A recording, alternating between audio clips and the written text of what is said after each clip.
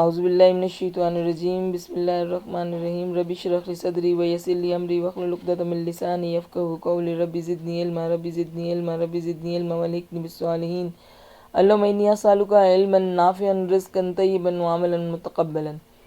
Assalamu alaikum students. Today you are going to learn about the air pollution. This is the part number 2 of the environmental chemistry, which is chapter number 23. In this you are going to learn about what is air pollution, how the air pollutants affects on the plants and humans, and basically what are the specially source of this air pollution. This is the carbon monoxide, SOx, NOx are there, sulfur compounds, oxides, and the nitrogen oxides compounds. Basically, air pollution is a mixture of the solid particles and gases in the air. Car emissions, chemicals from the factories, dust, pollen, and mold spores may be suspended as particles. Ozone as a gas is a major part of the air pollution in cities. When ozone forms air pollution, it's also called the smog. So, smog, which is a mixture of fog and smoke. As the presence of the one or more pollutants in the local or in the region in which the quantity and the rich quantity and for such duration which affect the animals and plants and human beings directly, they are going to be affected. They are this process is called the process of air pollution. The air pollution is caused by the air pollutants, and the air pollutants are the airborne substances, either solid, liquids, or gases that occurs in the concentration high enough to threaten the health of the people and animals, to harm the vegetation and structures, or to toxify a given environment. So, carbon monoxide, lead, nitrogen dioxide, ozone particles, sulfur oxides, these are the major air pollutants. Sources of emissions of the air pollutants are the 2%.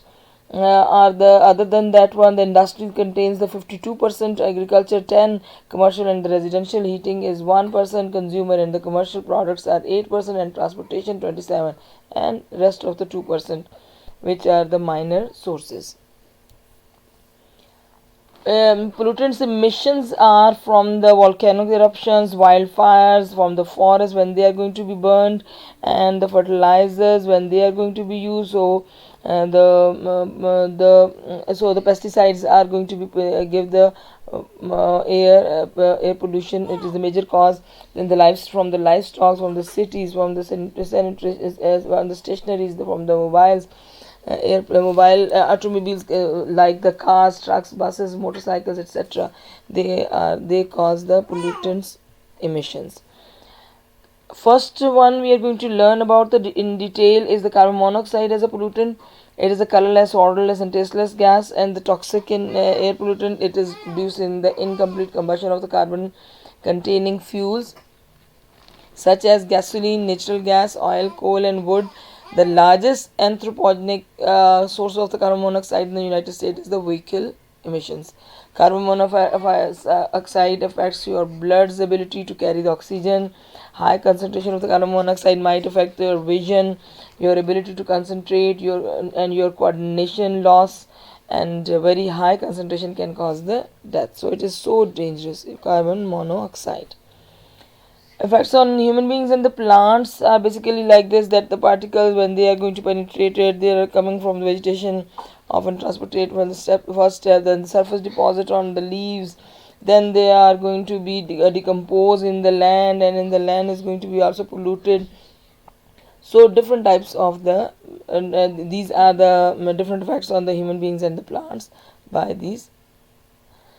Next one is the SOx, which is not the SOx. Basically, it is the compounds of the sulfur oxides, the sulfur dioxide, sulfur monoxide, sulfur trioxide, etc.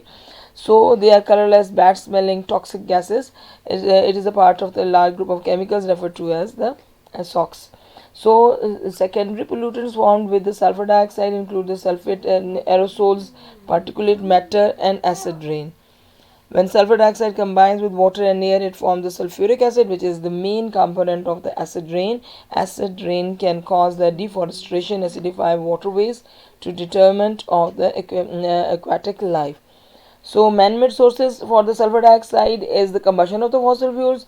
Natural sources is the volcanoes. sulfur dioxide pollution may be the flue of the gases, and desulfurizations are there. And in health point of view, the health problem are the breathing difficulties in the lungs, and lungs inflammation takes place, breathing difficulty will be takes place. And the environmental problem is the acid rain which destroy the crops, and even the metallic statues are going to be decayed by the acid rain. So here the facts, this is the compounds of sulfur monoxide, dioxide and trioxide structure. Afterwards, this is the damage to the potato leaves, how the acid rain or sulfur dioxide is going to be damage this one. So sulfur containing fossil fuels burned, the most common oxides, they are harmful, they are poisonous, they are asthma and bronchitis and emphysemas are mostly seen in humans. And in plants, the flowering bud stiffs and makes them fall off and hampering its reproductive cycle. Sulfur dioxide is the main component in killer smog. The presence of the particulate matter in the polluted air catalyzes the oxidation of sulfur dioxide to sulfur. So sulfur dioxide, when it is going to be reacted with oxygen, it will gives us the sulfur trioxide.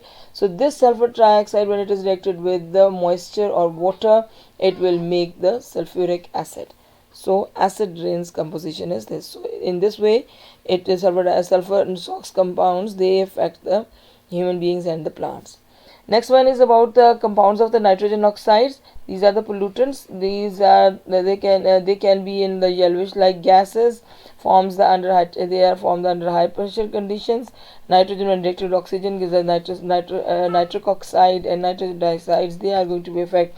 So the primary sources of the NOx are the vehicles, cars, trucks, buses, power plants, industrial boilers. Effects will be the brownish haze from the smog comes from the NOx, and some acid precipitation makes body vulnerable too.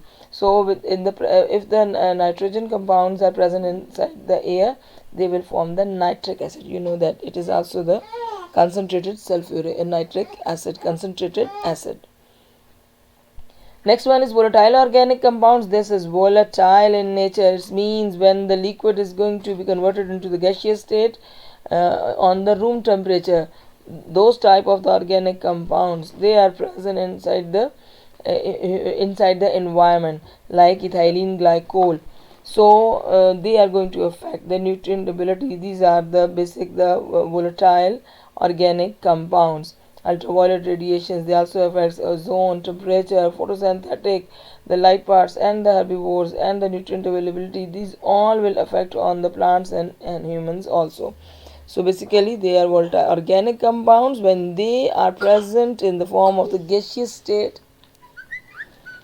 So sources are basically heating consumption is 13.4%, transportation 33.1%, industrial commercial is 18%, and consumer products are 35.6%.